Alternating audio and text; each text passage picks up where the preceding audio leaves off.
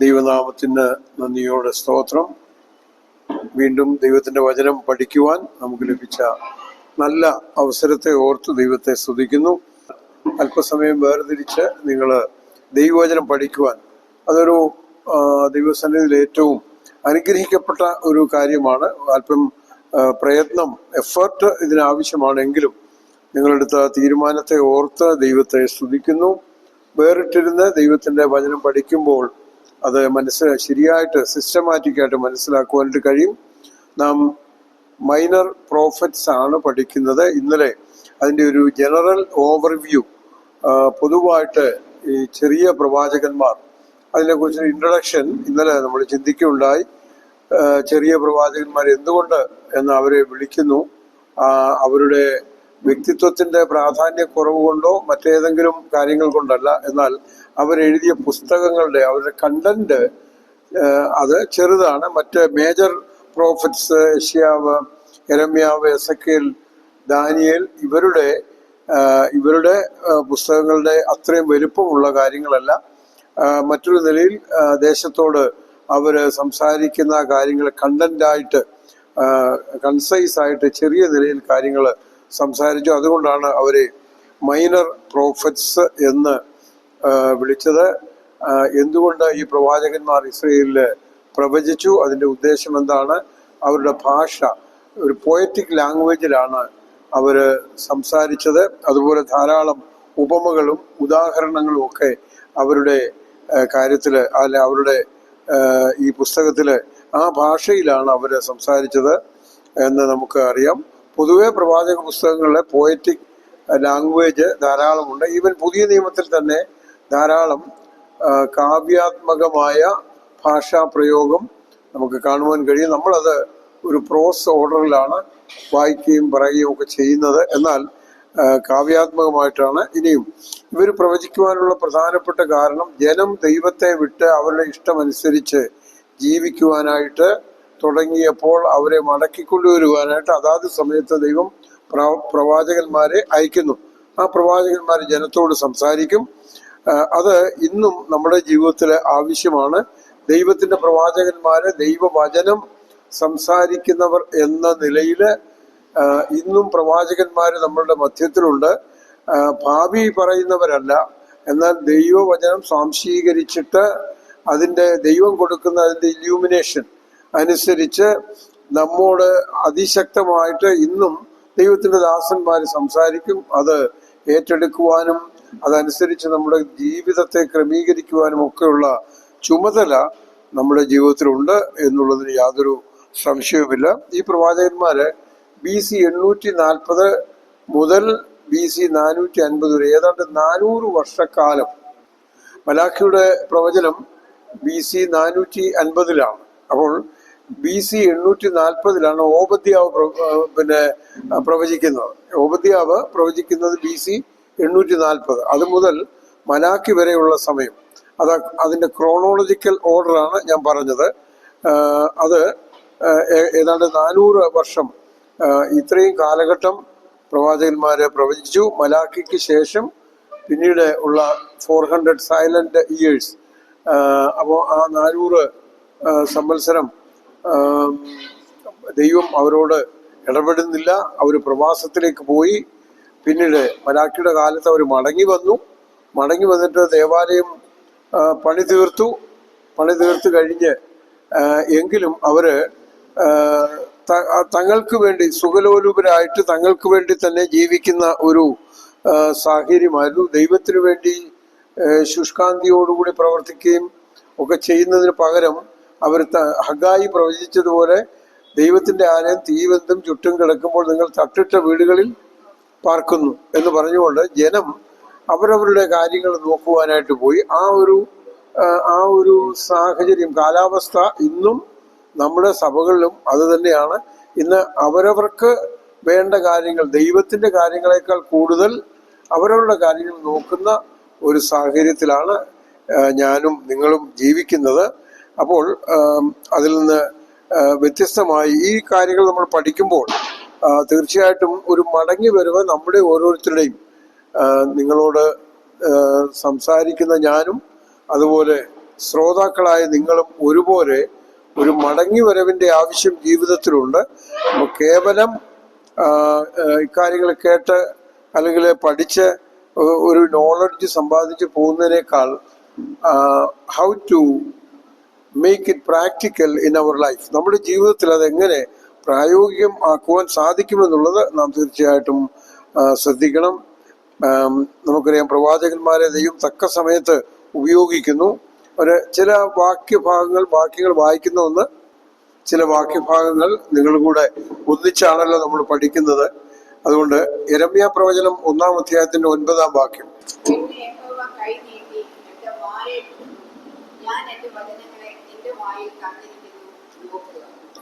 ദൈവത്തിന്റെ വചനങ്ങളെ അത് നിന്റെ വായിൽ തന്നിരിക്കുന്നു എന്ന് പറഞ്ഞ് ദൈവത്തിന്റെ ആ മോഡ് ഓഫ് ഓപ്പറേഷൻ, ദൈവം എങ്ങനെയാണ് പ്രവാചകന്മാരിലൂടെ ദൈവം എങ്ങനെ സംസാരിച്ചു എന്നുള്ളത് ഇവിടെ കാണുവാൻ കഴിയും. യെരമ്യാവ് 36:28 ഒന്ന് വായിക്കണം. 36:28. നീ മറ്റൊരു ചുരുൾ മേടിച്ച് യെഹൂദാ രാജാവായ യെഹോയാക്കീം ചുട്ടുകളഞ്ഞ മുമ്പിലത്തെ ചുരുളിൽ ഉണ്ടായിരുന്ന വചനങ്ങളൊക്കെയും അതിൽ എഴുതുക. ഓക്കെ, യെഹോയാക്കീം ചുട്ടുകളഞ്ഞ ദൈവത്തിന്റെ വചനം അത് വേറൊരു ചുരുൾ വാങ്ങിച്ച് അതിൽ എഴുതുവാനായിട്ടാണ് പറഞ്ഞിരിക്കുന്നത്. ദൈവം പ്രവാചകന്മാരോട് സംസാരിക്കും, അത് രേഖയാക്കി വെക്കണം. അത് തന്നെയാണ് ന്യൂ ടെസ്റ്റമെന്റിലെ പ്രവാചകന്മാർ ചെയ്ത ജോലി. അവരും അന്ന് ആദ്യകാലത്ത് പ്രവാചകന്മാരുണ്ടായിരുന്നു. അന്ന് അവർ ചെയ്തത് ദൈവത്തിന്റെ ആലോചനകൾ അവർ രേഖയാക്കി വെക്കണം.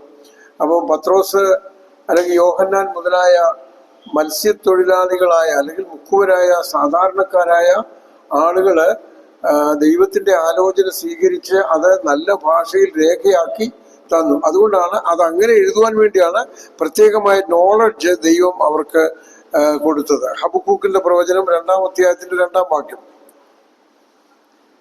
എഴുതുക എന്ന് പറഞ്ഞ് ഹബക്കൂക്കിനോട് ദൈവം പറയുന്നുണ്ട്.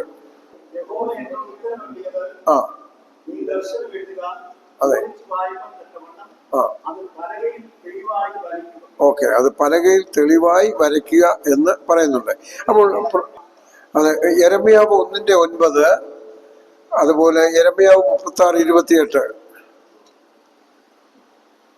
പ്രവാചകനായ യെശയ്യാവിനോടും ദൈവം അങ്ങനെ കൽപ്പിക്കുന്നുണ്ട്. യെശയ്യാവ് 30:8 വാക്യം. പ്രവചനത്തിന്റെ ഉറവിടം എന്ന് പറയുന്നത് ദൈവമാണ്. ദൈവം വളരെ വ്യക്തമായിട്ട് ഈ കാര്യം എങ്ങനെ എഴുതി സൂക്ഷിക്കണം എന്ന് തൻ്റെ ദാസന്മാരോട് പ്രവാചകന്മാരോട് പറഞ്ഞിട്ടുള്ളത്. അതുകൊണ്ടാണ് നൂറ്റാണ്ടുകൾക്ക് ശേഷവും ഇസ്രായേൽ മക്കൾ പ്രവാസത്തിലേക്ക് പോയി കഴിഞ്ഞും മടങ്ങി വന്നും ഈ രേഖകൾ സൂക്ഷിക്കപ്പെട്ടത്. നിരവധി കോപ്പികൾ അവർ എഴുതി വെച്ചിരുന്നു. അതുകൊണ്ടാണ് പഴയ നിയമത്തിന്റെ കൈയെഴുത്ത് പ്രതികള് അവർക്ക് ലഭിക്കുവാൻ കാരണം.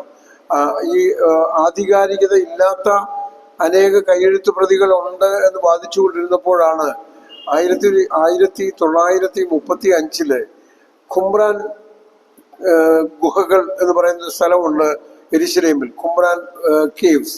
അവിടെ ഒരു ഇടയ ബാലൻ തൻ്റെ ആടിനെ തീറ്റിക്കൊണ്ട് പോകുമ്പോൾ വെറുതെ ഒരു കല്ല് വലിച്ച് ഗുഹയ്ക്കകത്തോട്ട് എറിഞ്ഞപ്പോൾ ഒരു പ്രത്യേകമായ ഒരു ഭരണിയിൽ മുട്ടുന്ന ശബ്ദം കേട്ടു. അവൻ്റെ വീട്ടിൽ ചെന്ന ആളുകളെയൊക്കെ വിളിച്ചുകൊണ്ട് വന്ന് ഈ ഗുഹയ്ക്കകത്ത് കയറി തപ്പിയപ്പോൾ അവിടെ 100 കണക്കിന് ഈ മൺഭരണികൾ വെച്ചിരിക്കുകയാണ്. ആ മൺഭരണി നോക്കിയപ്പോൾ അതില് പഴയ നിയമത്തിന്റെ ചുരുളുകൾ അതിൽ വെച്ചിരിക്കുകയാണ്. യെശയ്യാ പ്രവചനത്തിലെയും മറ്റും ആധികാരികമായ കൈയെഴുത്ത് പ്രതി അതിൽ ഉണ്ടായിരുന്നു. ആ ചുരുളുകളൊക്കെ ഇന്ന് ബ്രിട്ടീഷ് ലൈബ്രറിയില് ആ ചുരുളുകള് അവർ വില കൊടുത്ത് വാങ്ങിച്ച് അത് ബ്രിട്ടീഷ് ലൈബ്രറിയിൽ സൂക്ഷിച്ചിട്ടുണ്ട്. അപ്പോൾ ദൈവം എത്രയോ കൃത്യമായിട്ട് ഈ കാര്യങ്ങൾ നൂറ്റാണ്ടുകൾ സൂക്ഷിക്കപ്പെടുവാൻ മാത്രമല്ല കാലം കഴിയുമ്പോൾ ഇതിനെതിരായിട്ടും ആധികാരികതയെ ചോദ്യം ചെയ്തും സംസാരിക്കുവാനുള്ള സാധ്യതയുണ്ട്. അതുകൊണ്ട് ദൈവം അത് സൂക്ഷിച്ചു വെക്കാൻ കൂടെയുള്ള പദ്ധതി ദൈവം ഒരുക്കിയിരുന്നു എന്ന് നമുക്ക് കാണുവാൻ കഴിയും. പത്രോസിന്റെ 2-ാം ലേഖനം 1-ാം അധ്യായത്തിന്റെ 20-ഉം 21-ഉം വാക്യങ്ങൾ. 2 പത്രോസ് 1:20-21.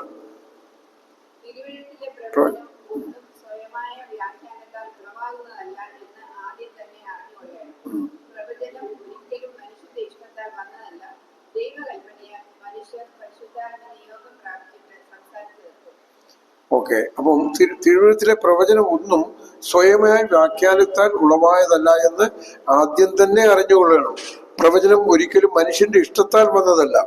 ദൈവ കൽപ്പനയാൽ മനുഷ്യർ പരിശുദ്ധാത്മ നിയോഗം പ്രാപിച്ചിട്ട് സംസാരിച്ചത് അത്രേ. അപ്പോൾ ആ ഒറിജിൻ, സോഴ്സ്, ഇതെല്ലാം വളരെ വ്യക്തമായിട്ട് പത്രോസ് തന്നെ നമ്മോട് വെളിപ്പെടുത്തുന്നുണ്ട്. പ്രവചനത്തിന്റെ ഉറവിടം ദൈവമാണ്. അങ്ങനെ പഴയ നിയമത്തിലെ 17 പുസ്തകങ്ങളും യെശയ്യാവ് മുതൽ മലാക്കി വരെ, പുതിയ നിയമത്തിൽ വെളിപ്പാട് പുസ്തകം, അങ്ങനെ അത്രയും പ്രവചന പുസ്തകങ്ങളാണ്. പ്രവചന പുസ്തകത്തിന്റെ എഴുത്തിന് അനുസരിച്ച് യെശയ്യാവ്, യെരമ്യാവ്, എഹെസ്കേൽ, ദാനിയേൽ എന്നിവരെ വലിയ പ്രവാചകന്മാരെന്നും ഹോശയ, യോവേൽ, ആമോസ്, ഓബദ്യാവ്, യോന, മീഖ, നാഹൂം, ഹബക്കൂക്ക്, സെഫന്യാവ്, ഹഗായി, സക്കറിയ, മലാഖി ഇവരെ മൈനർ പ്രോഫറ്റ്സ് എന്നും ആണ് അറിയപ്പെടുന്നത്. ജനറലായിട്ട് ഇതിലെ ഇൻട്രൊഡക്ഷൻ നമ്മൾ ചിന്തിച്ചതാണ്. ഇനിയും ഈ പ്രവാചകന്മാരെ 3ആയിട്ട് തിരിച്ചിട്ടുണ്ട്. ഒന്ന്, പ്രവാസത്തിന് മുൻപുള്ള പ്രവാചകന്മാർ, അവരെ യെശയ്യാവ്, യെരമ്യാവ് എന്നൊരു ഇസ്രായേൽ മക്കൾ പ്രവാസത്തിലേക്ക് പോകുന്നതിന് മുൻപുള്ള, ബാബേൽ പ്രവാസത്തിലേക്ക് പോകുന്നതിന് മുൻപ് പ്രവാചകന്മാരാണ് യെശയ്യാവ്, യെരമ്യാവ്, യോവേൽ, ഓബദ്യാവ്, മീഖ, നാഹൂം, ഹബക്കൂക്ക്, സെഫന്യാവ്. നിങ്ങൾ ലെക്ചർ നോട്ട് ഒന്ന് റെഫർ ചെയ്യാൻ വേണ്ടി എഴുതിയെടുത്തോ. ഇതിന്റെ നോട്ട് ആസിറ്റീസ് നിങ്ങൾക്ക് തരുന്നുണ്ട്. അപ്പം ഇതിനു മുൻപുള്ള പ്രവാചകന്മാര് അല്ലെങ്കിൽ പ്രവാസത്തിന് മുൻപുള്ളവര്, അവര് യെശയ്യാവ്, യെരമ്യാവ്, യോവേൽ, ഓബദ്യാവ്, മീഖ, നാഹൂം, ഹബക്കൂക്ക്, സെഫന്യാവ്, ഹോശയ, ആമോസ്, യോന എന്നീ 11 പേര് BC 6-ാം നൂറ്റാണ്ടിൽ ജീവിച്ചിരുന്നവരാണ്. അവർ അന്ന് പ്രവചിച്ചവരാണ്. രണ്ടാമത്, പ്രവാസ കാലത്ത് ഇസ്രായേൽ മക്കളെ പിടിച്ചുകൊണ്ടുപോയ പ്രവാസ കാലത്ത് പ്രവചിച്ചവരെ എഹെസ്കേൽ, ദാനിയേൽ, ഇവർ BC 6-ാം നൂറ്റാണ്ടിൽ ജീവിച്ചിരുന്നു. ഈ കാലഘട്ടത്തിലാണ് അവരെ പിടിച്ചുകൊണ്ട് പോകുന്നത്. മൂന്നാമത്തെ കൂട്ടർ പ്രവാസാനന്തരം, പോസ്റ്റ് എക്സൈലിക് പീരിയഡ്, അവര് ഹഗായി, സക്കറിയാവ്, മലാഖി, ഇവർ 3 പേരും BC 6-ാം നൂറ്റാണ്ടിൽ ആരംഭിച്ച് 5-ാം നൂറ്റാണ്ടിലും പ്രവചിച്ചവരാണ്. അതുകൊണ്ട് അവര് പ്രവാസത്തിൽ നിന്ന് മടങ്ങി വന്നതിന് ശേഷം പ്രവചിച്ച പ്രവാചകന്മാരാണ്. നമ്മൾ ആദ്യമായിട്ട് പഠിക്കുന്നത് ഹോശയ പ്രവചനമാണ്. ഈ ഹോശയ പ്രവചനത്തിന്റെ എഴുത്തുകാരൻ, നമുക്ക് ഹോശയ പ്രവചനത്തിന്റെ ആദ്യത്തെ 2-3 വാക്യങ്ങൾ ഒന്ന് വായിക്കാം.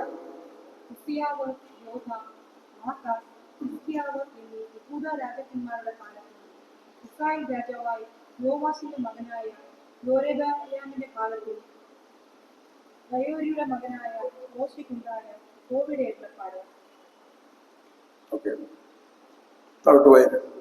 യഹോവ ഹോശയ മുഖാന്തരം സംസാരിച്ചു തുടങ്ങിയപ്പോൾ യഹോവ ഹോശയോട്, നീ ചെന്ന് പരസംഗം ചെയ്യുന്ന ഒരു ഭാര്യയെയും പരസംഗത്തിൽ ജനിച്ച മക്കളെയും എടുക്കാം. ദേശം യഹോവയെ വിട്ടു മാറി കഠിന പരസംഗം ചെയ്തിരിക്കുന്നുവല്ലോ എന്ന് കൽപ്പിച്ചു. അങ്ങനെ അവൻ ചെന്ന് യിബ്ലീമിന്റെ മകനായ ഗോമേലിനെ പരിഗ്രഹിച്ചു. അവൾ ഗർഭം ധരിച്ച് അവനൊരു മകനെ പ്രസവിച്ചു. യഹോവ അവനോട്, അവന് ഇസ്രായേൽ ദൈവം വിതയ്ക്കും എന്ന് പേർ കൊടുക്കാം. ഇനി കുറെ കാലം കഴിഞ്ഞിട്ട് ഞാൻ ഇസ്രായേലിന്റെ രക്തപാതങ്ങളെ ഏകഗൃഹത്തോട് സന്ദർശിച്ച് ഇസ്രായേൽ ഗൃഹത്തിന്റെ രാജ്യത്വം ഇല്ലാതെയാകും.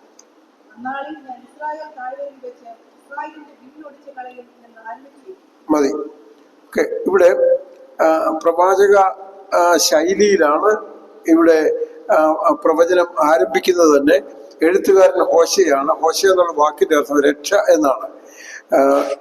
വിഭജിക്കപ്പെടുന്ന അതിനു മുൻപ് വിഭക്ത ഇസ്രായേലിൽ ഹോശയ ശുശ്രൂഷിച്ചു. ഇദ്ദേഹത്തിന്റെ സമകാലികരാണ് ആമോസ്, യെശയ്യാവ്, മീഖ എന്നീ പ്രവാചകന്മാര്.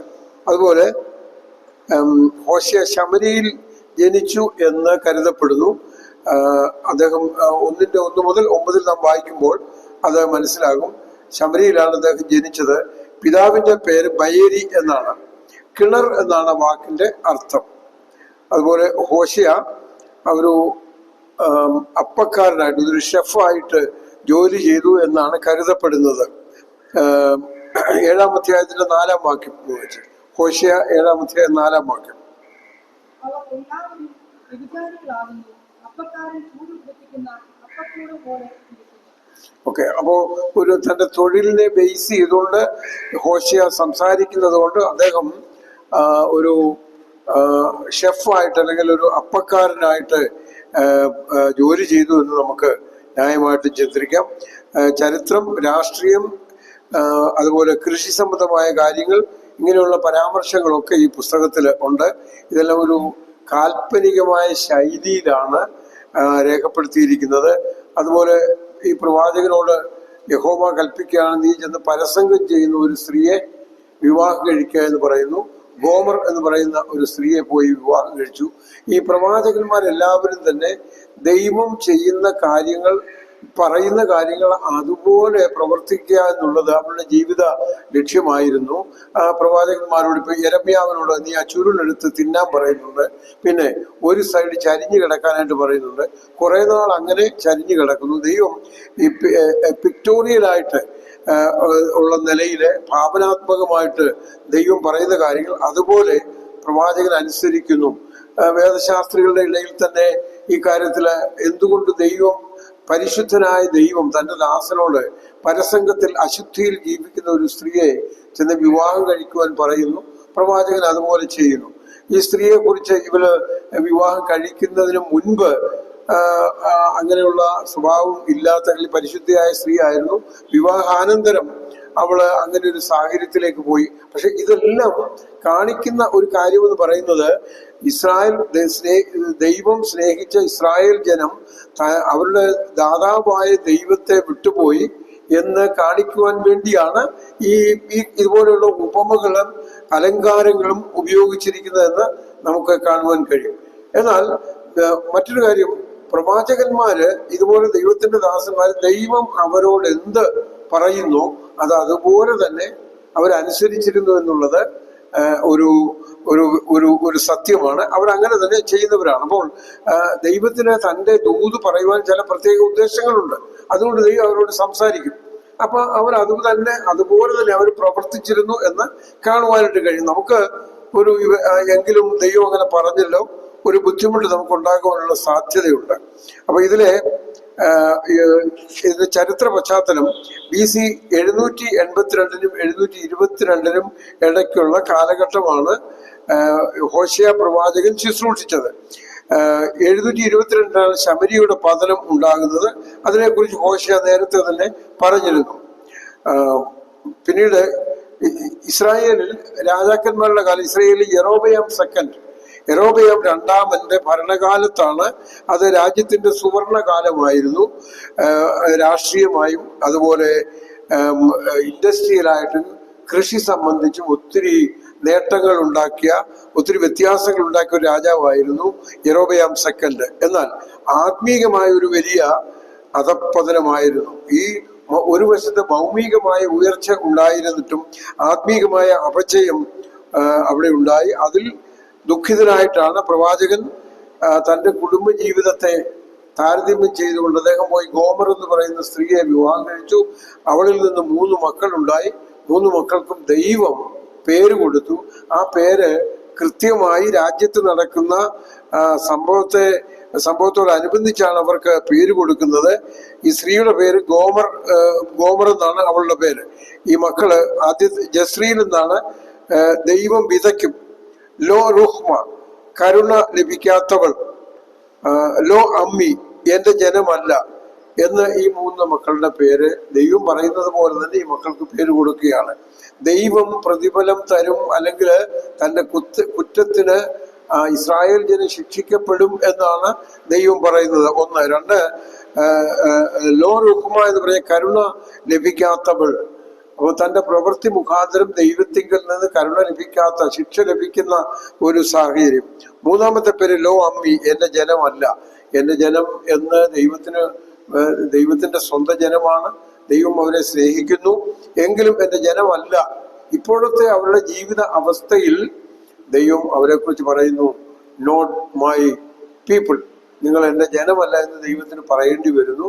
എന്നാൽ ഒരു സാഹചര്യം, ഇത്രമാത്രം ദൈവത്തെ വിട്ടുപോയിട്ടും പ്രവാചകൻ ചെന്ന് ഈ സ്ത്രീയെ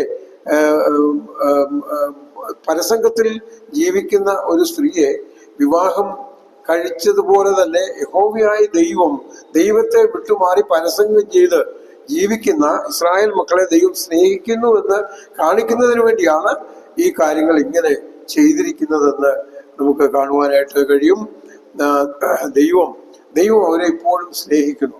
ദൈവത്തിന്റെ സ്നേഹവാനായ ദൈവം എന്തുമാത്രം നമ്മളെ സ്നേഹിക്കുന്നു എന്നുള്ള ഒരു ചിത്രം നമുക്കിതിൽ നിന്ന് വ്യക്തമായിട്ട് കാണുവാൻ കഴിയും.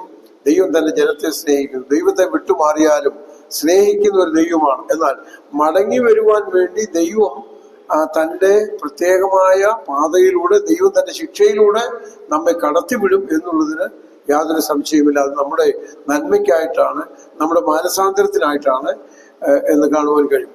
ഇവിടെ പറയുന്ന ചില വിഷയങ്ങൾ, ഈ വിശദീകരണം, പിന്മാറ്റത്തിൽ ജീവിക്കുന്ന ഇസ്രായേലിനെ ദൈവം സ്നേഹിക്കുന്നതിന്റെ പ്രതീകമായിരുന്നു ഈ ഹോശേയയുടെ കുടുംബജീവിതം. ഓക്കെ, പിന്മാറ്റത്തിൽ ജീവിക്കുന്ന ഇസ്രായേലിനെ ദൈവം സ്നേഹിക്കുന്നതിന്റെ പ്രതീകമായിട്ടാണ് ഈ ഹോശേയ പ്രവചനത്തിൽ ഹോശേയയുടെ വ്യക്തിപരമായ ജീവിതത്തിലെ അല്ലെങ്കിൽ അദ്ദേഹത്തിന്റെ കുടുംബ ജീവിതത്തെ ഡെപിക്റ്റ് ചെയ്തുകൊണ്ട് കാണിക്കുന്നത്. രണ്ടാമത്, പ്രവാചകൻ ദൈവകൽപ്പന അതുപോലെ അനുസരിച്ച് തൻ്റെ ദുഃഖകരമായ മാർഗത്തെ ദൈവത്തിന്റെ നീതീകരണവും രക്ഷയും സാധൂകരിക്കുന്നു എന്ന പ്രമാണം ഇവിടെ അംഗീകരിക്കുകയാണ്. 3, ഹോശേയ വിശുദ്ധയായ ഒരു സ്ത്രീയെ വിവാഹം കഴിച്ചു, പക്ഷെ പിന്നീട് അവൾ വേശ്യയായി തീർന്നു എന്ന് വേദശാസ്ത്രികളുടെ നിഗമനമാണ്. എന്നാൽ ഇവിടെ ദൈവത്തിന്റെ വചനം വായിക്കുമ്പോൾ നമുക്ക് മനസ്സിലാകുന്നത്, ഇവൾ അങ്ങനെ ഒരു ജീവിതത്തിൽ തുടരുന്ന ഒരു സ്ത്രീയാണ് ദൈവത്തിന്റെ കൽപ്പന പ്രകാരം ഹോശേയ ചെന്ന് വിവാഹം കഴിക്കുന്നത്. അപ്പൊ ഇതിന്റെ ഏത് അഭിപ്രായം നാം സ്വീകരിച്ചാലും ദൈവസ്നേഹത്തിന്റെ വെളിപ്പാടും ദൈവസ്നേഹത്തിന്റെ വ്യാഖ്യാനവും വളരെ പ്രൗഢമായിട്ട് ഇവിടെ നമുക്ക് കാണുവാനായിട്ട് കഴിയും. ഈ ഹോശേയയുടെ പുസ്തകത്തെക്കുറിച്ച്, പുസ്തകത്തിന്റെ അവലോകനത്തെക്കുറിച്ച് 1-2 കാര്യങ്ങൾ ഒന്ന് പറയണമെന്ന് ആഗ്രഹിക്കുന്നു. ഹോശേയയുടെ പുസ്തകത്തിൽ ഇസ്രായേലിന്റെ അസാൻമാർഗികത ആമോസിന്റെ കാലത്തേക്കാൾ വഷളായിരുന്നു എന്ന് കാണുവാൻ കഴിയും. ഇതിന്റെ 4-ാം അധ്യായത്തിന്റെ 8-ാം വാക്യം. അവർ എന്റെ ജനത്തിന്റെ പാപങ്ങളുടെ ഉപജീവനം കഴിക്കുന്നു, അവരുടെ അകൃത്യത്തിനായിട്ട് ആഗ്രഹിക്കുന്നു. ആകയാൽ ജനത്തിനും പുരോഹിതനും ഒരുപോലെ ഭവിക്കും. ഞാൻ അവരുടെ നടപവരോട് സന്ദർശിക്കും, അവരുടെ പ്രവൃത്തികൾക്ക് തക്കോണം അവർക്ക് പകരം കൊടുക്കും. ഓക്കെ, 6-ാം അധ്യായത്തിന്റെ 9-ാം വാക്യം കൂടെ.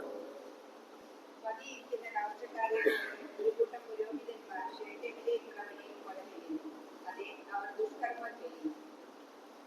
അപ്പോൾ ഇവിടെ പ്രഭുക്കന്മാരും രാജാക്കന്മാരും ഈ അകൃത്യത്തിൽ പങ്കാളികളായിരുന്നു എന്ന് പറയുകയാണ്. അത് ആമോസിന്റെ കാലത്തേക്കാൾ അന്നും ജനം വഷളായി നടക്കുന്നു. എന്നാൽ അതിനേക്കാൾ ഭയങ്കരമായിട്ടുള്ള കാര്യമാണ് ഹോശേയയുടെ കാലത്ത് നടക്കുന്നത്. സത്യാരാധന വിട്ട് ബാലിനെയും കാളക്കുട്ടിയെയും ആരാധിച്ചു വന്നു. അപ്പോൾ ഇത് മിസ്രൈമിൽ വെച്ച്, മരുഭൂമിയിൽ വെച്ച് അവർ ചെയ്ത അതേ പാപം ഇവിടെ ആവർത്തിക്കുകയാണ്. മരുഭൂമിയിൽ മോശ ദൈവത്തിന്റെ അടുക്കലേക്ക് പോയപ്പോൾ ജനമെല്ലാം അഹരോന്റെ അടുക്കൽ വന്ന് ബഹളം വെച്ചു, ഞങ്ങൾക്ക് മോശയാണ് ഞങ്ങളെ നടത്തിയത്, മോശയെ കാണുന്നില്ല, അതുകൊണ്ട് ഞങ്ങൾക്ക് ദൈവത്തെ ആരാധിക്കുക, ഒരു ദൈവത്തെ ഉണ്ടാക്കി തരണം എന്ന് പറഞ്ഞു. അപ്പൊ ഈ ജനത്തിന്റെ നിർബന്ധ നിമിത്തം അഹരോൻ എന്ത് ചെയ്തു? നിങ്ങളുടെ എല്ലാം സ്വർണം, നിങ്ങളുടെ ആഭരണങ്ങൾ കൊണ്ടുവരാൻ പറഞ്ഞു. അഹരോൻ അത് മൂശയ്ക്കകത്തിട്ടു. പുറത്തു വന്നത് ആരായിരുന്നു? അത് ആനക്കുട്ടി എന്താ വരാഞ്ഞ്? അല്ലെങ്കിൽ മാനിന്റെ കുട്ടി എന്താ വരാഞ്ഞ്? ഈ കാളക്കുട്ടി തന്നെ വരാൻ കാര്യം എന്താ? നിങ്ങൾ ചിന്തിച്ചിട്ടുണ്ടോ? എന്താ കാര്യം? ഇസ്രായേൽ മക്കള് ഇസ്രായേൽ വിട്ട് മരുഭൂമിയിൽ വന്ന് അവർ പെട്ടെന്നൊരു ഗുരുതരമായ തെറ്റ് ചെയ്യുകയാണ്. മോശയെ കാണുന്നില്ല, അതുകൊണ്ട് ഞങ്ങൾക്ക് കണ്ട് ആരാധിക്കാൻ ഒരു ദൈവത്തെ വേണം. അപ്പം അഹരോൻ ഉണ്ടാക്കിയപ്പോൾ ഇത് കാളക്കുട്ടിയായിട്ടാണ് പുറത്തു വന്നത്. അഹരോനൊക്കെ നല്ല ഒന്നാന്തര സ്കൾപ്റ്ററാണ്. അതിന്റെ കാരണം മിസ്രൈമിലെ ദൈവം ആരാന്നറിയോ? കാളക്കുട്ടിയ മിസ്രൈമിലെ ദൈവം. അവര് മിസ്രൈം വിട്ടെങ്കിലും മിസ്രൈം അവരുടെ ഹൃദയത്തിൽ ഉണ്ടായിരുന്നു, അത് പോയിട്ടില്ല. അപ്പം അത് നമ്മൾ ചിന്തിക്കേണ്ട കാര്യമാണ്. നമ്മൾ പല കാര്യങ്ങൾ ഇപ്പോൾ നമ്മൾ ദൈവമക്കളായിട്ട് വേർപെട്ട് ആരാധിക്കുന്നു, പക്ഷെ എവിടെ നിന്ന് വിട്ടുപോരുന്നു എന്നുള്ളത് നമ്മുടെ ഹൃദയത്തിൽ നിന്നും കൂടെ മാറണം. ഇവർ ജനം മിസ്രൈം വിട്ടെങ്കിലും മിസ്രൈം അവരെ വിട്ടിട്ടില്ല. അതുകൊണ്ട് ഈ കാളക്കുട്ടി തന്നെ വന്നത്. കാളക്കുട്ടി ഉണ്ടാക്കി കൊടുത്തു, അവരതിനെ ആരാധിച്ചു. മോശ ഇറങ്ങി വന്നപ്പോൾ കാണുന്ന ഭയാനകമായ കാഴ്ച, മോശ യഹോവയുടെ പക്ഷത്തുള്ളവർ എൻ്റെ അടുക്കലേക്ക് വരട്ടെ എന്ന് പറഞ്ഞു. അന്ന് ലേവി ഗോത്രം മുഴുവനും മോശയുടെ അടുക്കലേക്ക് ചെന്നു. ആ സംഭവം നമുക്കറിയാം. അപ്പം അന്ന് 3000 പേര് കൊല്ലപ്പെട്ടു. ഈ കാളക്കുട്ടിയെ അടിച്ച് ഉടച്ചിട്ട് അത് വെള്ളത്തിൽ കലക്കി അത് ഈ ആളുകൾ മുഴുവൻ കുടിക്കുവാനായിട്ട് ഇടയായി. അപ്പൊ അങ്ങനെയുള്ള ഗുരുതരമായ ഇപ്പൊ സത്യാരാധന വിട്ട് അവര് ബാലിനെയും കാളക്കുട്ടിയും ആരാധിക്കുവാനായിട്ട് പോയി. പിന്നെ യഹോവയിലുള്ള ആശ്രയം അവർക്ക് നശിച്ചു. 5-ാം അധ്യായത്തിലെ 13-ാം വാക്യം. എഫ്രയീം തന്റെ വ്യാധിയും യഹൂദാ തന്റെ മുറിവും കണ്ടപ്പോൾ എഫ്രയീം അശൂരിൽ ചെന്ന് യുദ്ധതൽപരനായ രാജാവിന്റെ അടുക്കൽ ആളയച്ചു. എങ്കിലും നിങ്ങളെ സൗഖ്യമാക്കുവാനും നിങ്ങളുടെ മുറിവ് പൊറുക്കുവാനും അവന് കഴിഞ്ഞു. ഓക്കെ, അപ്പോൾ അവര് യഹോവയിലുള്ള ഡിപ്പെൻഡിങ് അപ്പോൺ ദ ലോർഡ്, കർത്താവിൽ ആശ്രയിക്കാതെ ഞങ്ങൾക്ക് സ്വയമായി കാര്യങ്ങൾ ചെയ്യാമെന്നുള്ള ഒരു തീരുമാനത്തിൽ അവരെത്തി. 7-ാം അധ്യായത്തിന്റെ 11-ാം വാക്യം കൂടെ. എഫ്രയീം ബുദ്ധിയില്ലാത്ത ഒട്ടപ്രാവ് പോലെയാകുന്നു. അവർ മിസ്രയീമിനെ വിളിക്കുകയും അശൂരിലേക്ക് പോവുകയും ചെയ്യും. പിന്നെ 4-മത്, വിഘടിച്ച് നിൽക്കുന്ന രാജ്യം വരുവാനിരിക്കുന്ന ഒരു ദാവീദിന്റെ കാലത്തെ പോലെ ഇനി ഒരിക്കലും മാറാത്ത ദാവീദിന്റെ സിംഹാസനം ഒരിക്കലും മാറുകയില്ല എന്ന് കൽപ്പിച്ച ദൈവം ഇനിയും ഒരു ദാവീദ് സിംഹാസനത്തിന് വേണ്ടി പ്രത്യാശയോടെ ഹോശേയ കാത്തിരിക്കുകയാണ്. വിഘടിച്ചു നിൽക്കുന്ന രാജ്യം ഒന്നായിട്ട് ഒരു സിംഹാസനമായിട്ട് മാറും എന്ന് ആഗ്രഹിച്ചുകൊണ്ട് പിന്നെ ഹോശേയ ഇരിക്കുകയാണ്. 8-ാം അധ്യായത്തിന്റെ 4-ാം വാക്യം. അവർ രാജാക്കന്മാരെ വാഴിച്ചു, ഞാൻ മുഖാന്തരം അല്ലതാനും ഞാൻ അറിയാതെ പ്രഭുക്കന്മാരെ അവർ നിയമിച്ചിരിക്കുന്നു. ഓക്കെ, അപ്പം അവര് സ്വന്തമായിട്ട് രാജ്യത്വത്തിലേക്ക് നീങ്ങുകയാണ്. യഥാർത്ഥത്തില് ഇസ്രായേൽ മക്കളുടെ ഭരണം എന്ന് പറയുന്ന തിയോക്രസിയാണ്. ദൈവമാണ് അവരെ ഭരിക്കേണ്ടത്. ദൈവത്തിന്റെ ഭരണത്തിന്റെ കീഴിൽ ദൈവം ആക്കുന്ന ആളുകൾ അവരെ ഭരിക്കും. എന്നാൽ അവർ ചെന്ന് ദൈവത്തോട് പറയും ഞങ്ങൾക്കൊരു രാജാവിനെ വേണം, അല്ലെ? അപ്പം ദൈവം പറയും ഒക്കെ ഒരു രാജാവിനെ എടുത്തു. അവരെ പിന്നീട് ഇങ്ങോട്ട് ഭരിച്ച ആദ്യമായിട്ട് അവർക്ക് കൊടുത്ത രാജാവ് ആരാ? ശൗലാണ്. ശൗലൊരു പറ്റ പരാജയമാണെന്ന് കാണിച്ചു കൊടുത്തു. പിന്നെ ദാവീദ് ദൈവത്തിന്റെ ഹൃദയപ്രകാരമുള്ള മനുഷ്യനായിരുന്നു. A man after my own heart. ദാവീദ് ഭരിച്ചു. കുഴപ്പങ്ങൾ ഉണ്ടായിരുന്നു എങ്കിലും എന്നാൽ അദ്ദേഹത്തിന്റെ ഈ ദൈവം ആർക്കും കടക്കാരനല്ല. ദാവീദാണെങ്കിലും ആരാണെങ്കിലും തെറ്റ് ചെയ്താൽ ദൈവം അതിനെ കർക്കശമായിട്ട് കാണുന്നു. പക്ഷേ മടക്കിക്കൊണ്ടുവരുവാൻ ദാവീദിനോടൊരു കവനന്റ്, ഡേവിഡിക് കവനന്റ് ദൈവത്തിനുണ്ട്. ആ കവനന്റ് അനുസരിച്ച് ആ രാജ്യത്വം നിലനിർത്തും എന്ന് പറഞ്ഞു. എന്നാൽ ജനങ്ങളുടെ തെറ്റായ അല്ലെങ്കിൽ ദാവീദ് തന്നെ തെറ്റായ ദിശയിലേക്ക് മാറി. അതുകൊണ്ട് ആ കുടുംബത്തെ ദൈവം കർക്കശമായി ശിക്ഷിച്ചു എന്ന് നമുക്കറിയാം. മതിയാകുവോളം ദാവീദ് കരഞ്ഞു എന്ന് നമ്മൾ വായിക്കുന്നുണ്ട്. സിക്ലാഗിൽ വെച്ച് മതിയാകുവോളം ദാവീദ് കരഞ്ഞു. കാരണം ഫെലിസ്തർ വന്ന് അമാലേക്കർ വന്ന് തൻ്റെ ഭാര്യമാരെയും വെപ്പാട്ടികളെയും എല്ലാം പിടിച്ചു കൊണ്ടുപോയി. അപ്പോൾ അവിടെ നമ്മൾ വായിക്കുന്നത് അവൻ മതിയാകുവോളം കരഞ്ഞു എന്ന് വായിക്കുന്നത്. അപ്പോൾ അവിടെ ശിക്ഷിക്കപ്പെടുന്നുണ്ട് ദാവീദ്. എങ്കിലും ദൈവത്തിന്റെ കരുണ ദാവീദിന്റെ കൂടെ ഉണ്ടായിരുന്നു. അപ്പം ഒരു ദാവീദിന്റെ മാറാത്തൊരു സിംഹാസനം, അത് ഭാവികാലപരമാണ്, എസ്കറ്റോളജിക്കലായിട്ടാണ് പിന്നെ ഇവിടെ ഹോശേയ പറയുന്നത്. ഹോശേയ അതിനുവേണ്ടി ആഗ്രഹിക്കുകയാണ്. 6-ാം അധ്യായത്തിലെ 4-ഉം 6-ഉം വാക്യങ്ങൾ. 6-ാം അധ്യായം.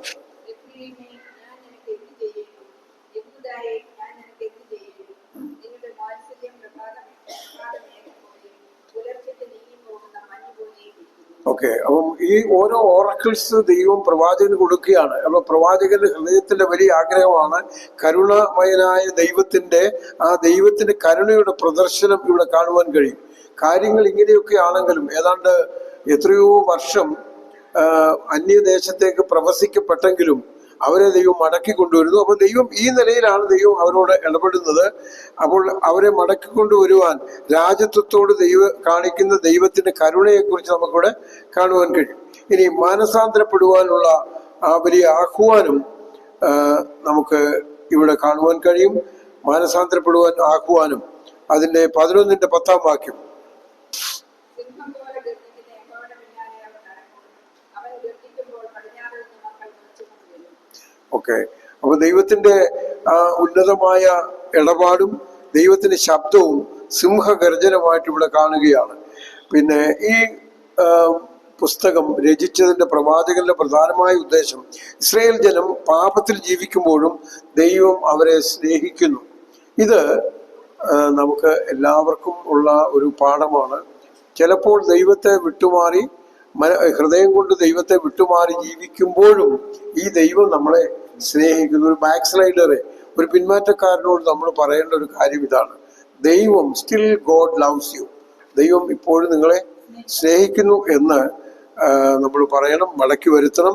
എന്നാൽ ദൈവം ഞാനും നിങ്ങളും ഏത് സ്ഥാനത്ത് നിൽക്കണമെന്ന് ദൈവം ആഗ്രഹിക്കുന്നുവോ അവിടെ നിൽക്കുവാൻ വേണ്ടി ചില പാതകളിലൂടെ ദൈവം നമ്മളെ കടത്തിവിടും എന്നുള്ളത് തീർച്ചയായിട്ടും ഒരു വലിയ സത്യമാണ്.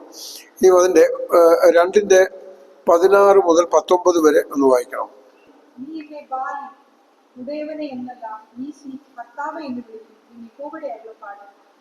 ഞാൻ വാൽവിഗ്രഹങ്ങളുടെ പേരുകളെ അവരുടെ വായിൽ നിന്ന് നീക്കിക്കളയും. ഇനി ആരും അവയെ പേർച്ചൊല്ലി സ്മരിക്കുകയില്ല.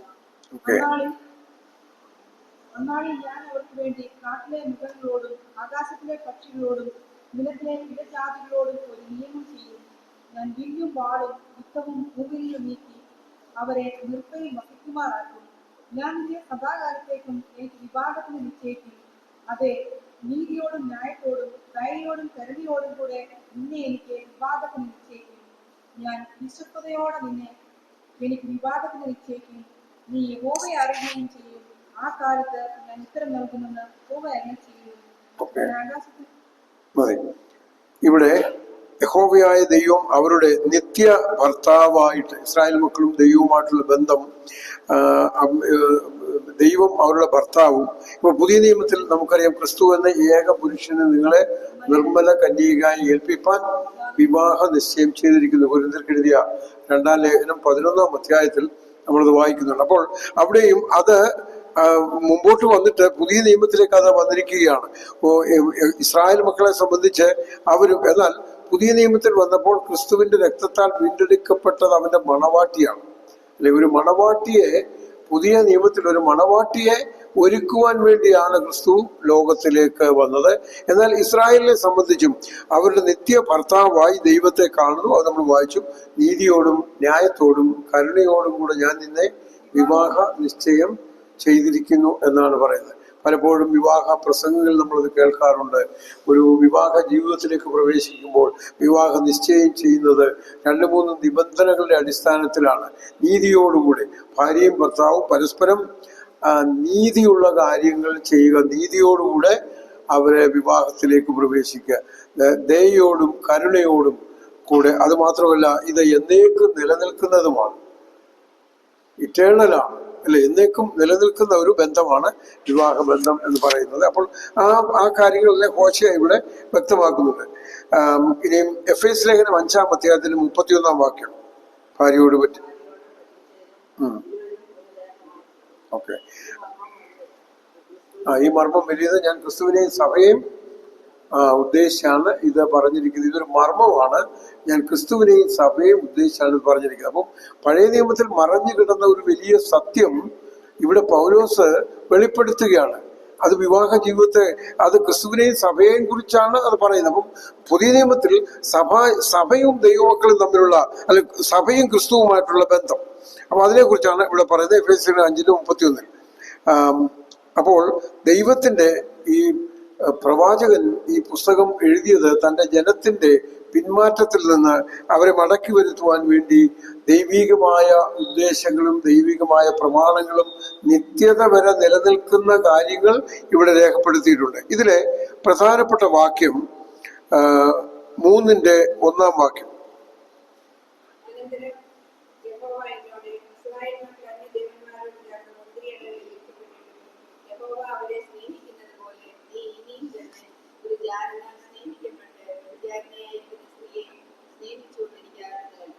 ഓക്കെ. അപ്പോൾ യഹോവയായ ദൈവം കണ്ടിന്യൂസ് ആയിട്ട് അവരെ സ്നേഹിക്കുന്നു.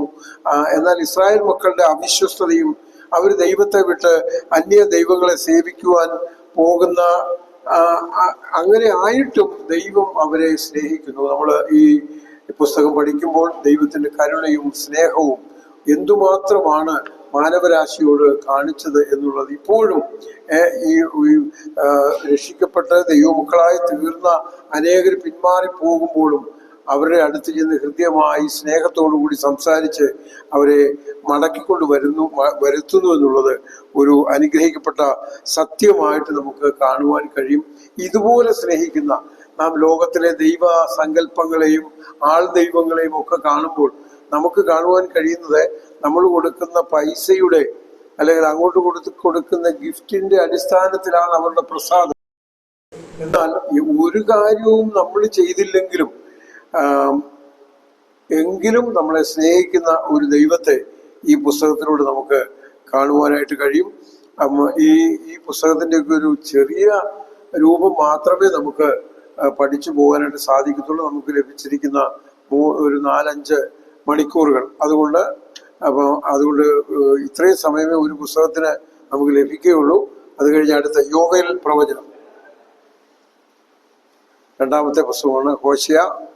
അതുപോലെ യോവേൽ പ്രവചനം, അതിന്റെ 8 വരെയുള്ള വാക്യങ്ങൾ ഒന്ന് വായിക്കണം. യോവേൽ പ്രവചനം 1 മുതൽ 1-ാം അധ്യായത്തിന്റെ 1 മുതൽ 8 വരെയുള്ള വാക്യങ്ങൾ.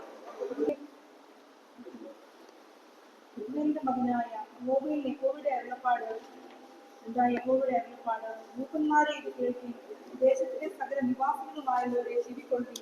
നിങ്ങളുടെ കാലത്തോ നിങ്ങളുടെ പിതാക്കന്മാരുടെ കാലത്തോ ഇങ്ങനെ സംഭവിച്ചിട്ടുണ്ടോ?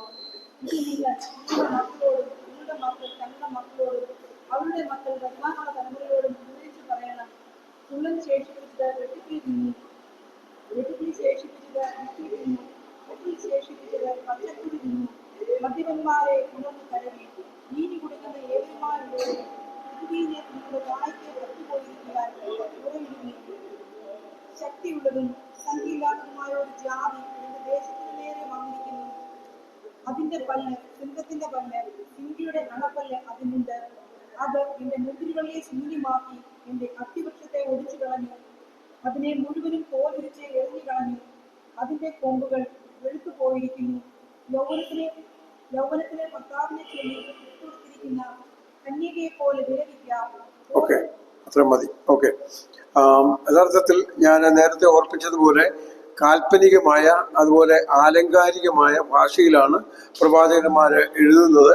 അപ്പോൾ ജനത്തിന് മനസ്സിലാകത്തക്കവണ്ണം ഈ ജനം കടങ്കഥകളും അതുപോലെ ഉപമകളും ഒക്കെ കേൾക്കുകയും അതിൽ കൂടെ അവരെ ഒരു വസ്തുത വ്യക്തമാക്കുകയും ചെയ്യുവാൻ വേണ്ടിയാണ് ആ ഭാഷയിൽ ഈ മൈനർ പ്രോഫറ്റ്സ് അല്ലെങ്കിൽ പ്രവാചകന്മാര് ആ ഭാഷയിലാണ് ജനത്തോട് സംസാരിക്കുന്നത്. യോവേൽ പ്രവചനം അതിന്റെ ഒരു ഓവർവ്യൂ മാത്രമേ നമുക്ക് ചിന്തിക്കുവാനായിട്ട് സാധിക്കുകയുള്ളൂ. ഇത് പഴയ നിയമത്തിലെ 29-ാമത്തെ പുസ്തകമാണ്. ഇതിന്റെ ഗ്രന്ഥകാരൻ നമ്മൾ വായിച്ചതുപോലെ പെതുവേലിന്റെ മകൻ യോവേൽ. യോവേൽ എന്നുള്ള വാക്കിന്റെ അർത്ഥം യഹോവ, യാഹ്വേ അല്ലെങ്കിൽ യഹോവ എന്നാണ് ആ വാക്കിന്റെ അർത്ഥം. ഏൽ എന്ന് പറഞ്ഞാൽ ദൈവം. അപ്പോൾ യോവേൽ എന്ന് പറയുന്നത് യഹോവ ദൈവം എന്ന് നമുക്ക് കാണുവാൻ കഴിയും. ഈ 2 എബ്രായ പദങ്ങൾ ചേർത്താണ് യോവേൽ എന്നുള്ള വാക്ക് ഉണ്ടായിരിക്കുന്നത്. ഏകദേശം BC 820-നും 810-നും മധ്യേ യഹൂദിയയിൽ വെച്ച് ഈ പുസ്തകം എഴുതി. ഹോശേയ, യോവേൽ, ആമോസ് തുടങ്ങിയ പ്രവാചകന്മാരുടെ ഭാഷാ ശൈലി ഏതാണ്ട് സമാന്തരമാണ്. ആ ഭാഷാ ശൈലിയിലാണ് യോവേലും ഈ പുസ്തകം എഴുതിയിരിക്കുന്നത്. യോവേൽ 3-ന്റെ 16-ാമത്തെ വാക്യം ഒന്ന് വായിച്ചു.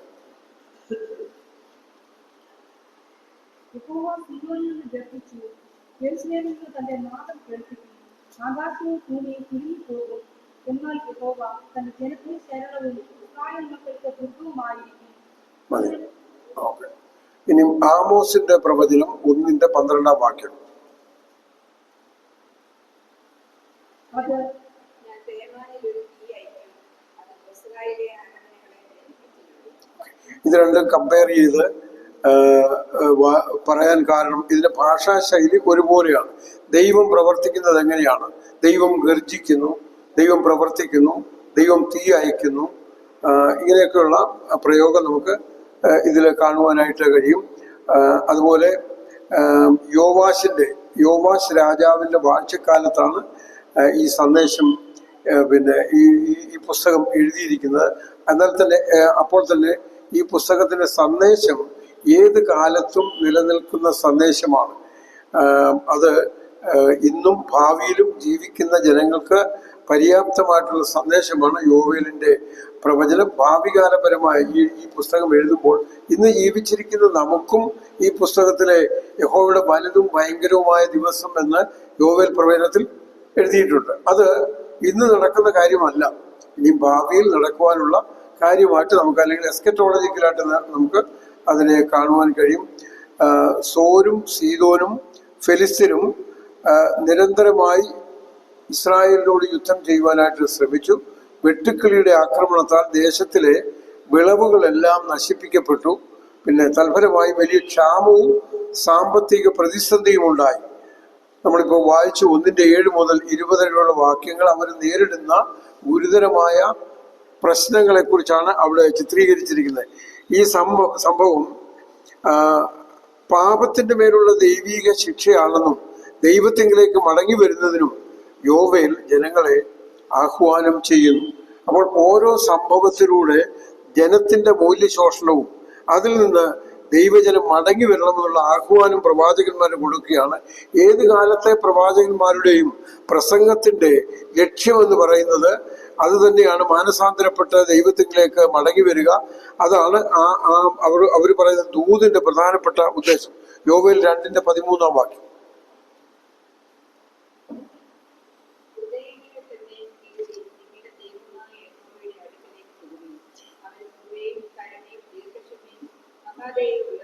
ഓക്കെ, ഹൃദയങ്ങളെ കീറി നിങ്ങളുടെ ദൈവമായ യഹോവയുടെ അടുക്കലേക്ക് നിങ്ങൾ മടങ്ങി വരിക. അവൻ കൃപയും കരുണയും ദയയും ഒക്കെ ഉള്ള ദൈവമാണെന്ന് പ്രവാചകൻ അവരോട് പറയുകയാണ്. ഇവ ദൈവത്തിൽ നിന്ന് വിട്ടുമാറി ഇനിയും ഞാൻ മടങ്ങിപ്പോയിട്ട് ആവശ്യമുണ്ടോ എന്നൊരു തോന്നല് മനുഷ്യനുണ്ടാകാം. എന്നാൽ പ്രവാചകൻ പറയുന്നു, നിന്റെ ദൈവം നിന്നെ കാണുന്ന ദൈവമാണ്, നിന്നെ സ്നേഹിക്കുന്ന ദൈവമാണ്. ഈ ദൈവത്തിന്റെ അടുക്കലേക്ക് നിങ്ങൾ മടങ്ങി വരണമെന്ന് പ്രത്യേകമായിട്ട് എടുത്ത് പറയുകയാണ്. മാനസാന്തരപ്പെട്ട് ദൈവത്തിലേക്ക് മടങ്ങി വരിക. 2:28 വാക്യം. അതിന്റെ ശേഷമോ ഞാൻ സകല ജഡത്തിന്മേലും എന്റെ ആത്മാവിനെ പകരും. നിങ്ങളുടെ വൃദ്ധന്മാരും പുത്രിമാരും പ്രവചിക്കും. നിങ്ങളുടെ വൃദ്ധന്മാർ സ്വപ്നങ്ങളെ കാണും. നിങ്ങളുടെ യൗവനക്കാർ ദർശനങ്ങളെ ദർശിക്കും. ദാസന്മാരുടെ മേലും കൂടെ ഞാൻ ആ നാളുകളിൽ എന്റെ ആത്മാവിനെ പകരും. ഞാൻ ആകാശത്തിലും ഭൂമിയിലും അത്ഭുതങ്ങളെ കാണും. ഇസ്രായേൽ ജനത്തോടുള്ള ഒരു മുഖ്യ സന്ദേശമായിട്ട് ഹോശേയ പ്രവചനത്തിന്റെ ഈ വാക്കുകൾ നമുക്ക് കാണുവാൻ കഴിയും. 2-ാം അധ്യായത്തിന്റെ 19 വാക്യം കൂടെ ഒന്ന് വായിക്കണം.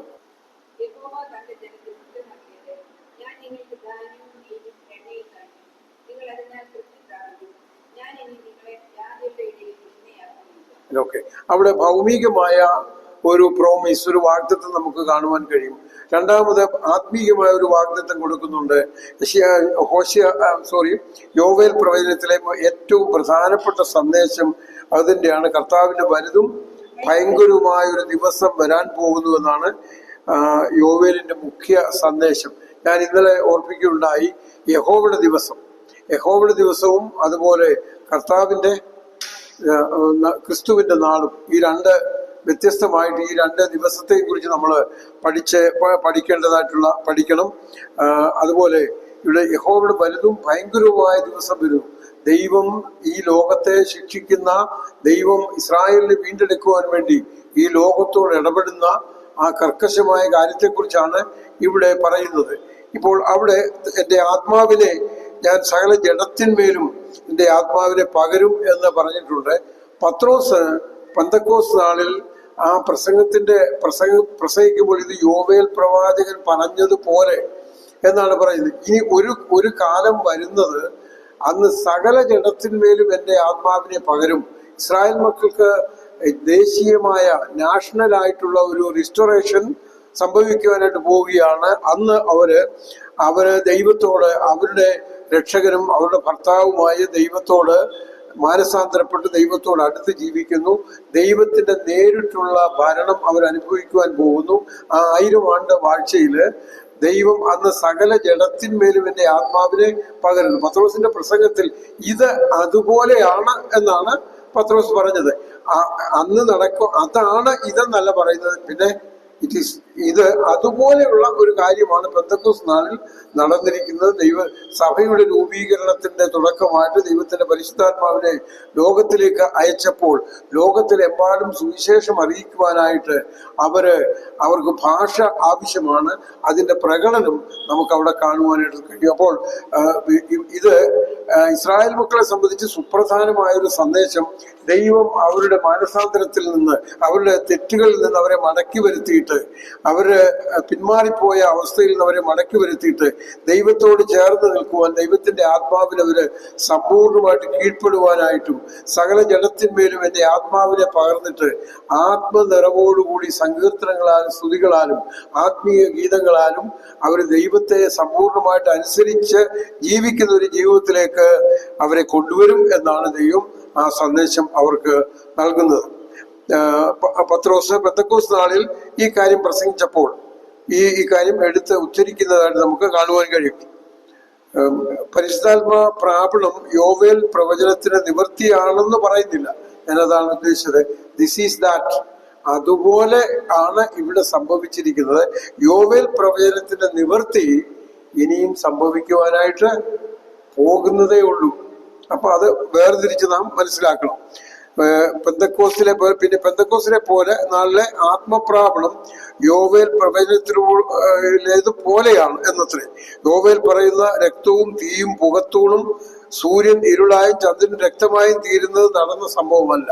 അതന്ന് നടന്നോ? ഇല്ല. അപ്പൊ യോവേൽ പറഞ്ഞൊരു കാര്യം എല്ലാം നടന്നേ പറ്റത്തുള്ളൂ, പകുതി മാത്രം നടന്നാൽ പോരല്ല. അതുകൊണ്ടാണ് അത് that was a different experience. Joel പ്രവാചകൻ പറയുന്നത് ഇനി നടക്കാൻ പോകുന്നതേ ഉള്ളൂ. പത്രോസ് പറഞ്ഞത് ഇത് അതുപോലെയാണല്ലോ. കാര്യം പഴയ നിയമം ഇവർ വായിച്ചിട്ടുണ്ട്. യോവേൽ പ്രവാചകൻ എന്താണ് പറഞ്ഞിരിക്കുന്നതെന്ന് അവർക്കറിയാം. അതുകൊണ്ട് പറഞ്ഞു ഇത് അതുപോലെയാണല്ലോ എന്ന് പറയുന്നു. എന്നാൽ തീയും പുകയും, ദൈവത്തിന്റെ ഭയാനകമായ രക്തവും തീയും പുകയും പുകത്തൂണും സൂര്യൻ ഇരുളായും ചന്ദ്രൻ രക്തമായും തീരുന്നത് അത് പെന്തക്കോസ്ത് നാളിൽ നടന്നിട്ടില്ല. ഉണ്ടോ? അങ്ങനെയുള്ള കാര്യം നടന്നിട്ടില്ല എന്ന് നമ്മൾ പഠിച്ച് മനസ്സിലാക്കണം. ഇസ്രായേലിന്റെ കഷ്ടകാലത്തിൽ നിറവേറുന്ന കാര്യങ്ങളാണ് ഇതെന്ന് നാം മനസ്സിലാക്കണം. കർത്താവിന്റെ നാമം വിളിച്ചപേക്ഷിക്കുന്ന ഏവരും രക്ഷിക്കപ്പെടും എന്നുള്ള വ്യവസ്ഥ അലംഘനീയമാണ്. യോവേലിന്റെ പുസ്തകത്തിൽ ക്രിസ്തുവിനെ പരിശുദ്ധാത്മ സ്നാപകനായി മനസ്സിലാക്കാം. യോവേൽ 2:28 ഒന്ന് വായിക്കണം.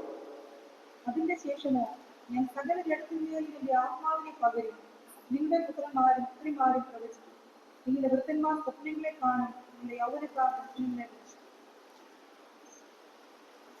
ഇനിയും യോവേൽ പ്രവാചകൻ പഴയ നിയമത്തിലെ യോഹന്നാൻ സ്നാപകൻ എന്ന് വിശേഷിപ്പിക്കാറുണ്ട്. കാരണം ദൈവത്തിന്റെ പരിശുദ്ധാത്മാവിൽ പഴയ നിയമ കാലത്ത് തന്നെ പരിശുദ്ധാത്മ സ്നാനത്തെ കുറിച്ച് യോവേൽ പ്രവാചകൻ പറഞ്ഞിരിക്കുന്നതുകൊണ്ട് പുതിയ നിയമത്തിലെ സ്നാപക യോഹന്നാനെ താരതമ്യം ചെയ്തുകൊണ്ടാണ് യോവേലിനെ ഇവിടെ പറയുന്നത്. അപ്പൊ പ്രധാനമായും ഈ പുസ്തകത്തിലെ യോവേൽ പ്രവചനത്തിലെ സുപ്രധാനമായ കാര്യങ്ങൾ ആണ് നാം ചിന്തിച്ചത്. ദൈവത്തിന്റെ പരിശുദ്ധാത്മാവും ദൈവത്തിന്റെ അന്ത്യകാലത്ത് ഇസ്രായേലിലുള്ള ബന്ധത്തിൽ ദൈവത്തിന്റെ ഇടപെടലുകൾ എങ്ങനെയാണ് എന്നുള്ളത് യോവേല് അവരോട് പറയുകയാണ്. അവരുടെ ദേശത്തിന്റെ സമൃദ്ധിയെ ജനത്തിന്റെ പിന്മാറ്റം കൊണ്ട് വെട്ടുക്കിളിയുടെ ആക്രമണ മുഖാന്തരം അവരുടെ എക്കണോമിക്കലായിട്ടുള്ള ഔന്നത്യം കുറഞ്ഞു പോകുന്നു.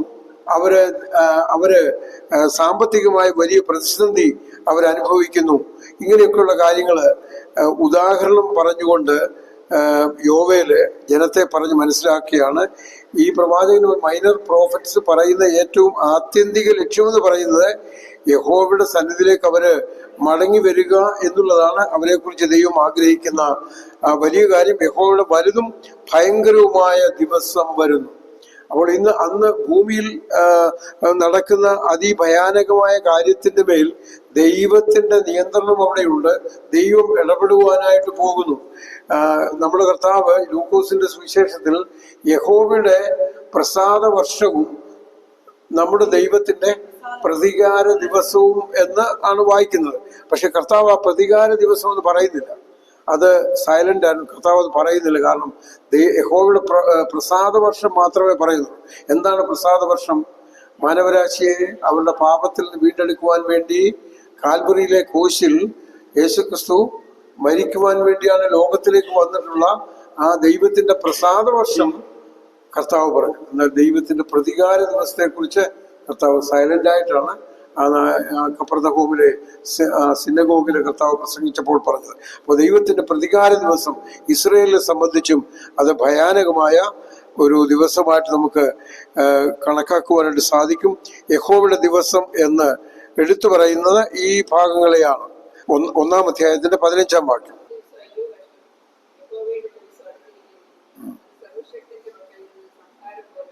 ഓക്കെ, 2-ന്റെ 1-ഉം 11-ഉം വാക്യങ്ങൾ.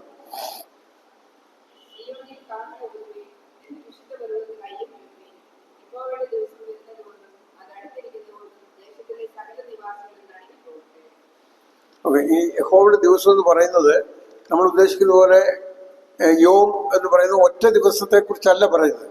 ഇറ്റ്സ് എ ടൈം പീരിയഡ് അല്ലെ. ഇവിടെ സഭ ഇവിടുന്ന് എടുക്കപ്പെടുന്നത് മുതലുള്ള 1007 വർഷം എന്ന് പ്രവചന പഠിതാക്കൾ അതിനെ കണക്കാക്കിയിട്ടുണ്ട്. ഈ 1007 വർഷം നടക്കുവാൻ പോകുന്ന സംഭവത്തെ യഹോവയുടെ ദിവസം എന്ന് ഒരു ദിവസമായിട്ട് കണക്കാക്കി പറഞ്ഞിരിക്കുകയാണ്. ഇനിയും ദൈവത്തിന്റെ ദൃഷ്ടിയിൽ ഒരു ദിവസം 1000 സംവത്സരം പോലെയും 1000 സംവത്സരം ഒരു ദിവസം പോലെയുമാണ്. അപ്പോൾ ഇവിടെ ദൈവത്തിന്റെ പ്രതികാര ദിവസമാണിത്. അതോടൊപ്പം ഇസ്രയേലിനെ സംബന്ധിച്ച് അവർക്കൊരു ദേശീയമായ നാഷണൽ റിസ്റ്റോറേഷൻ ഫോർ ഇസ്രയേൽ അല്ലെ. ഇസ്രായേലിനൊരു ദേശീയമായ ഒരു മടങ്ങിവരവ് അവർക്കുണ്ടാകും. ദൈവം അവരുടെ രാജാവായിട്ട് ആ യെരൂശലേമിൽ അവന്റെ സിംഹാസനം വെച്ച്, ദാവീദിന്റെ സിംഹാസനം ഒരിക്കലും മാറിപ്പോകാത്ത സിംഹാസനമായിട്ട് ആ സിംഹാസനം വെച്ചിട്ട് ഒരു ദേശീയമായ ഭരണം അവർക്ക് ക്രിസ്തുവിങ്കിൽ നിന്ന് അവർ പ്രതീക്ഷിക്കുന്ന മശിക, ഇന്നുവരെ അവർ വിശ്വസിക്കാതിരിക്കുന്ന ആ മശിക ക്രിസ്തുവാണെന്ന് മനസ്സിലാവും. സക്രിയ പ്രവചനത്തില് അവര് സകല ജാതികളും അവരെ ഞെരുക്കി അവർ പരാജയപ്പെടുന്ന വക്കാകുമ്പോൾ അവർ കുത്യവെങ്കിലേക്ക് നോക്കും. ഏകജാതനെ കുറിച്ച് വിലപിക്കുന്നത് പോലെ അവർ വിലപിക്കും. അപ്പൊ ഇത്രമാത്രം ക്രൂരത കർത്താവിനോട് ചെയ്തിട്ടും അവന്റെ കയ്യിലെ പാടുകൾ എന്താണെന്ന് ചോദിച്ചപ്പോൾ കർത്താവ് പറഞ്ഞത്, ഞാൻ സ്നേഹിക്കുന്നവരുടെ വീട്ടിൽ വെച്ച് കൊണ്ട അടിയാണെന്നാണ് കർത്താവ് പറയുന്നത്. അപ്പോൾ ഇതെല്ലാം അവർ റിയലൈസ് ചെയ്യാൻ പോവുകയാണ്. ഞങ്ങൾ ക്രൂശിച്ചു കൊന്ന ഈ യേശു തന്നെയാണ് മശിഹ എന്ന് അവര് വിശ്വസിക്കുന്നു. അപ്പോൾ യഹോവയുടെ വലുതും ഭയങ്കരവുമായ ദിവസത്തില് ദൈവം അന്ന് ലോകത്തിൽ നടക്കുന്ന മഹോപദ്രവകാലം മുതൽ ഈ 1000 ആണ്ട് വാഴ്ചയുടെ അവസാനം വരെയുള്ള കാലഘട്ടത്തെ യഹോവയുടെ ദിവസമായിട്ടാണ് കണക്കാക്കി പറഞ്ഞിരിക്കുന്നത്. അപ്പോൾ ദൈവത്തിന്റെ ആ പ്രത്യേകമായ ഇടപെടൽ ഈ പുസ്തകത്തിലൂടെ നമുക്ക് കാണുവാനായിട്ട് സാധിക്കും. യഹൂദനെയും അല്ല ദൈവസഭയെ സംബന്ധിച്ചും വളരെ പ്രതീക്ഷയും പ്രത്യാശയുമുള്ള വാക്കുകള് യോവേൽ പ്രവാചകൻ ഇവിടെ പറയുന്നുണ്ട്. അടുത്ത പുസ്തകം ആമോസിന്റെ പ്രവചനമാണ്. ആമോസിന്റെ പ്രവചനം അതിന്റെ 1 മുതൽ 5 വരെയുള്ള വാക്യങ്ങൾ ഒന്ന് വായിക്കണം.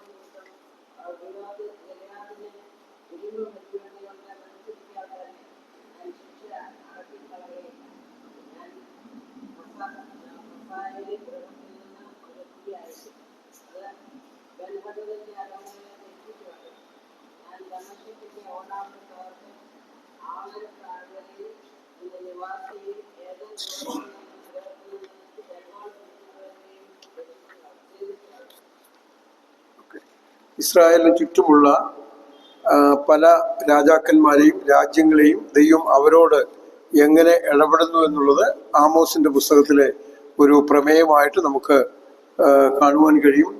BC 765 750 ഇടയ്ക്ക്, അപ്പം ഏകദേശം 15 വർഷം. അപ്പൊ ക്രിസ്തുവിന് മുൻപ് 765 750 മധ്യയാണ് ആമോസ് ഇസ്രയേലിൽ ശുശ്രൂഷ തികയ്ക്കുന്നത്. അതുപോലെ തെക്കോവായിലെ സാധാരണക്കാരനായ ഒരു ആട്ടിടയനായിരുന്നു. അപ്പൊ ആമോസ് ഒരു ആട്ടിടയനായിരുന്നു. 7-ാം അധ്യായത്തിന്റെ 14 15 വാക്യങ്ങൾ വായിക്കണം.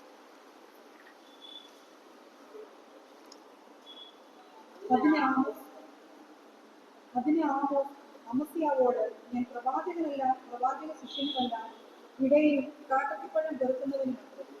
ഞാൻ ആടുകളെ നോക്കിക്കൊണ്ടിരിക്കുമ്പോൾ യഹോവ എന്നെ പിടിച്ചു.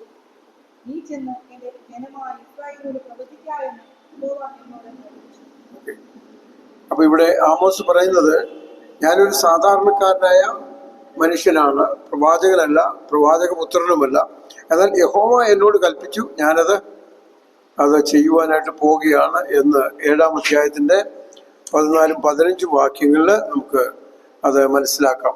ആമോസ് എന്ന പേരിന്റെ അർത്ഥം ഭാരം വഹിക്കുന്നവൻ എന്നാണ് പേരിന്റെ അർത്ഥം. ഒരു പൂർണ്ണസമയ പ്രവാചകനോ പ്രവാചകപുത്രനോ ആയിരുന്നില്ല. ആ പ്രവാചകപുത്രൻ എന്ന് പറയുന്നത് ഏതെങ്കിലും പ്രവാചകന്റെ മകൻ എന്നുള്ള അർത്ഥത്തിലല്ല. A disciple of a prophet. ഒരു പ്രവാചകന്റെ ശിഷ്യൻ എന്നുള്ള അർത്ഥത്തിലാണ്. കാരണം പ്രവാചക പുത്രന്മാര് എന്ന് അവരെ വിളിച്ചിട്ടുണ്ട്. അപ്പൊ മരുഭൂമിയില് ആമോസ് ആടിനെ തീറ്റിക്കൊണ്ടിരിക്കുമ്പോൾ, അതുപോലെ കാട്ടത്തിപ്പഴം ശേഖരിക്കുന്ന ഒരു കർഷകൻ, അദ്ദേഹത്തെ ദൈവം വിളിച്ചിട്ട് ദൈവം തന്റെ ശുശ്രൂഷയ്ക്കായി രഹസ്യമായി തന്നെ മരുഭൂമിയിൽ ഒരുക്കുകയായിരുന്നു. 4-ാം അധ്യായത്തിന്റെ 6, 7, 8 വാക്യങ്ങളാണ്. 4-ാം അധ്യായം 6, 7, 8.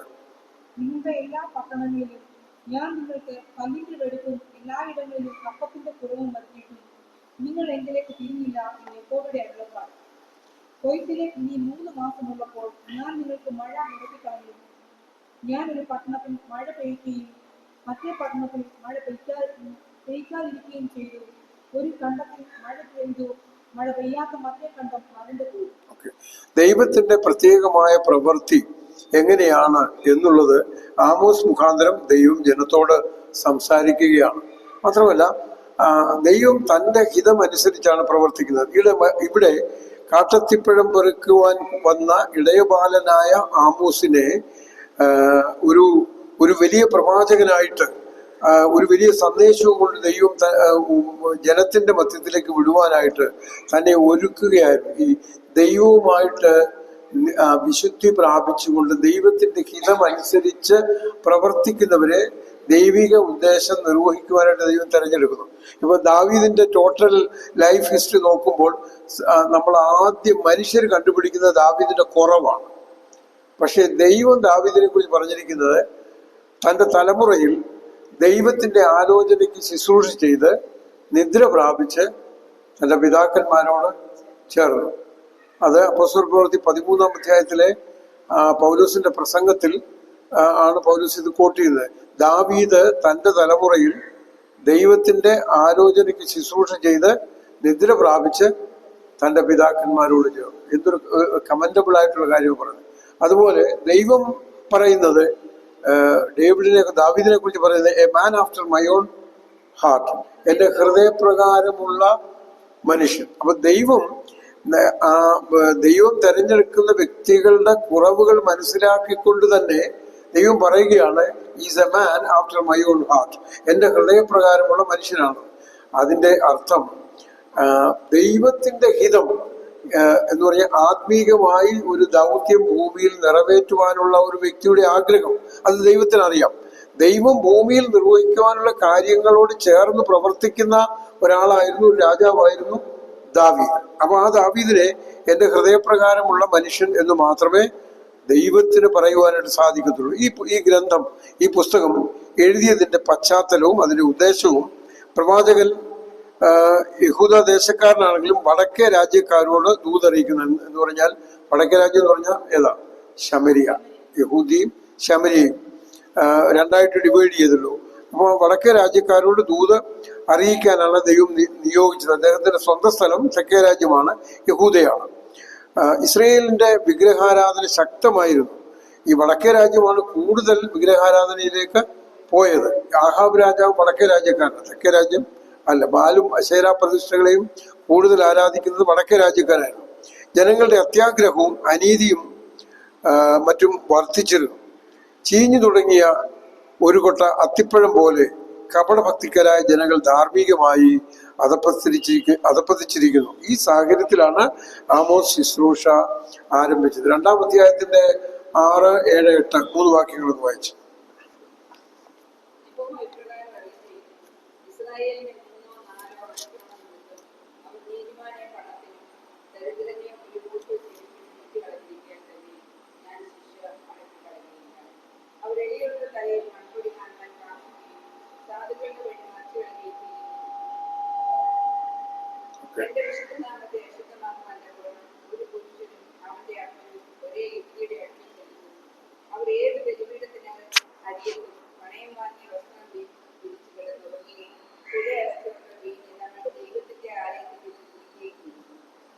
ഓക്കെ. അപ്പോൾ ജനത്തിന്റെ അധപ്പതനത്തിന്റെയും വിഗ്രഹാരാധനയുടെയും കാര്യം വളരെ വിശദമായിട്ട് ഇവിടെ ആമോസ് പറയുകയാണ്. അപ്പൊ ആമോസ് ജനത്തോട് സംസാരിക്കേണ്ട കാര്യം പ്രവാചകനോട് വളരെ പ്രത്യേകമായിട്ട് പറഞ്ഞു. ഇവിടെ യെരോബെയാം 2-ാമൻ രാജാവും അഹസ്യാവ് മഹാപുരോഹിതനും ആയിട്ട് ഇരിക്കുന്ന കാലമായിരുന്നു ആമോസ്. ഈ കാലഘട്ടത്തിലാണ് ആമോസ് ഇസ്രായേൽ ഭരണത്തെ ശക്തമായി വിമർശിക്കുന്നത് കാണുവാൻ കഴിയും. രാജാക്കന്മാരെ ഭയമില്ലാത്തവരായിരുന്നു പ്രവാചകന്മാർ. അവര് രാജാക്കന്മാരെ അനീതി കാണിച്ചാൽ അതിനെ ചൂണ്ടിക്കാണിക്കുവാനും അതിനെതിരായിട്ട് പ്രവചിക്കുവാനും അവർക്ക് യാതൊരു മടിയുമില്ല. ഒരു ദൈവദാസനെ കുറിച്ച് ദൈവം ഉദ്ദേശിക്കുന്ന കാര്യം അതാണ്. അനീതി കണ്ടാൽ അതിനെതിരായിട്ട് പ്രതികരിക്കുക, അതിനെതിരായിട്ട് പ്രവചിക്കുക. ദൈവം ഈ നിങ്ങളോട് എങ്ങനെ ഇടപെടും എന്നുള്ളത് ശക്തമായിട്ട് അവരോട് സംസാരിച്ച് മതിയാകുള്ളൂ. ആത്മശക്തിയിൽ ആമോസ് ദൈവത്തിന്റെ ദൂത് അവരെ അറിയിച്ചു. ദരിദ്രന്മാരെ കൊള്ളയടിക്കുന്ന സമ്പന്നന്മാരോട് ആമോസ് പറഞ്ഞത്, ന്യായം വെള്ളം പോലെയും നീതി വറ്റാത്ത തോട് പോലെയും കവിഞ്ഞ് ഒഴുകട്ടെ എന്ന്. കാര്യം നീതിയും ന്യായവും മറിച്ചു കളയുന്ന, ഇല്ലാതാക്കുന്ന ഒരു കൂട്ടം നേതാക്കന്മാരെയാണ് അവിടെ കാണുവാൻ കഴിയുന്നത്. 5-ാം അധ്യായത്തിന്റെ 24-ാം വാക്യം.